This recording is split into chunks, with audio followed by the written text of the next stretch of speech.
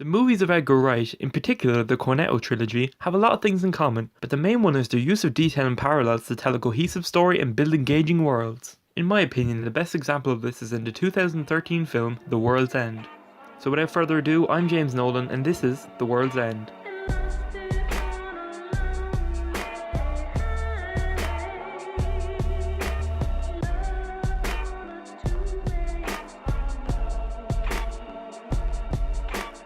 Now a big theme running through this movie is the idea of past actions being repeated but with new context added to them. And a good way to analyse and understand the differences in the repeated scenes and set pieces is through the study of semiotics. Semiotics is the study of signs and symbols and their use or interpretation. This basically means there's two meanings behind everything shown on screen.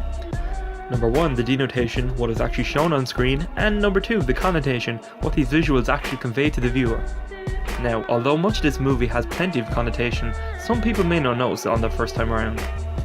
The first example of repeated things having new meanings comes with the character introductions. When Gary is recounting the tale of the first Golden Mile, the friend group is introduced in text on screen by their childhood nicknames, showing the camaraderie between the boys. And when we next see them, each of the childhood friends is reintroduced to us with their proper names, except Gary. And this shows the obvious difference between Gary and the group in which they have grown up and moved on, but Gary hasn't.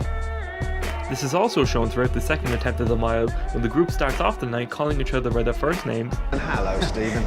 Alright, mate. But reverting back to these nicknames as they grow closer again as the night progresses. Andy! The parallels between the two pub crawls is a great example of repeated actions taking on new meanings or connotation. They start the night off with all five guys, with Sam joining partway through but leaving soon after, only for her brother Oliver to not make it past pub 6. This gives the audience a hint that Oliver has actually been replaced by a blank several scenes before the reveal. Go on then, you've earned it. Huh? You're doing really good, Oliver. You didn't make it this far last time. We also know in advance that Peter doesn't make it, as he's left behind in the first Golden Mile after they leave the smokehouse. This brings up another bit of foreshadowing that only 3 guys will remain, and that's at the start of the movie when they're discussing Gary calling themselves the 5 Musketeers. Anyway, 5 sounds much better. I think they missed the trick only having 3, because if they'd have 5, then 2 could have died and they still have 3 left. Are we there yet? Let's do this!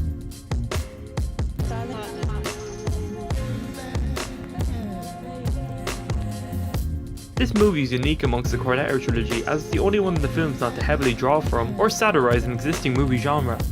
Shaun of the Dead is an obvious allusion and tribute to zombie movies like Dawn of the Dead, and Hot Fuzz points at its own mirrors in action cop movies like Bad Boys 2 and Point Break. Now, if you've ever seen this movie, then you know that the editing is a big contributor to the style of the movie, as with all of Edgar Wright's work. One of its most famous uses in this film is when it's revealed Andy isn't drinking on their second attempt at the Golden Mile. No, sorry. Can we have 4 of those and a tap water? What?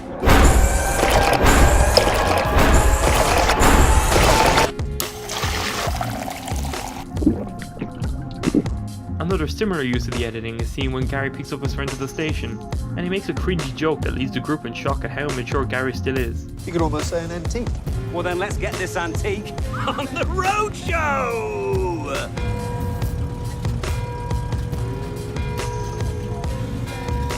Come on, you bellends, we're going to be late.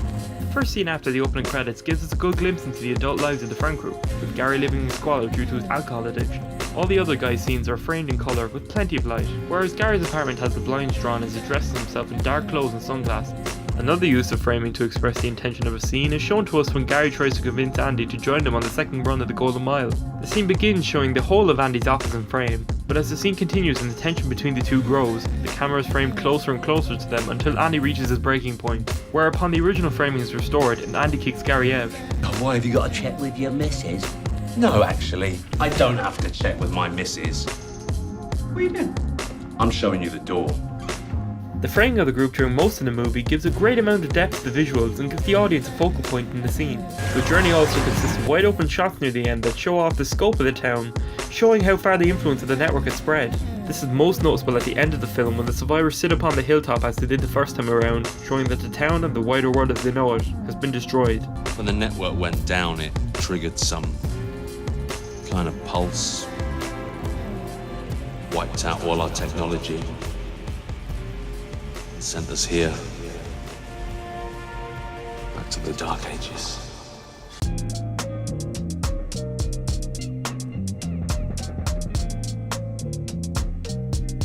One of the most fun things about watching an Edgar Wright movie is repeat viewings that show off the little details sprinkled throughout that you didn't pay attention to the first time around, and The World's End is no different. Firstly, all the pubs are numbered in subtle ways, usually through signs or labels, and it helps the audience keep track of the group's progress on the Golden Mile. The name of the pubs also gives a clue to the events throughout the night. Pub 1 is the first post and also the beginning of the journey for the group. Pub 2 is the Old Familiar. It's firstly a joke on it being a near copy of the first pub, but also the group finds out that the childhood home isn't all that familiar anymore. Pub 3 is the famous Cock. This is where Gary, who's been acting a dick most of the night, finds out he's not as famous as he once was. Pub 4 is the Crossed Hands.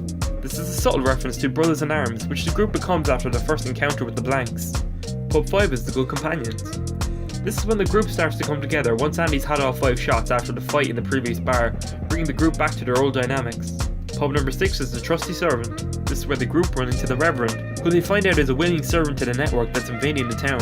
Pub 7 is the Two-Headed Dog. This is where Gary, Sam and Steve fight off the twins who fuse into one, using their broken remains to continue fighting. Pub number 8 is the Mermaid. This is where the group encounter the Marmalade Sandwich, a group of girls who seduce the boys like sirens of legend, tempting them to join the network. Pub number 9 is the Beehive. This is where the group has given up on hiding their knowledge of the Blanks and metaphorically kicks the Beehive, sending a swarm of Blanks after them. Pub number 10 is the King's Head. This is where Gary is the only one left wanting to finish the mile, being stubborn-headed and powering on despite the chaos around them. Pub 11 is the Hole in the Wall. This one kind of explains itself with Steve in the car. And finally, Pub 12, The World's End. This one shows Gary's world falling apart around him as he finally reveals he was institutionalized for his alcohol addiction. And it's obviously the end of the world in a literal sense when the group chase off the network, setting off an EMP that destroys the world's technology.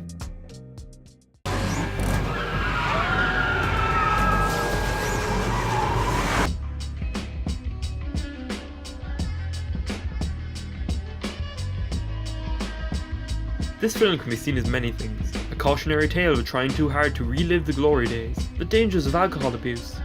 But my biggest takeaway from this movie is the concept of starbucking. In the movie it's described as Part of that nationwide initiative to rob small, charming pubs of any discernible character.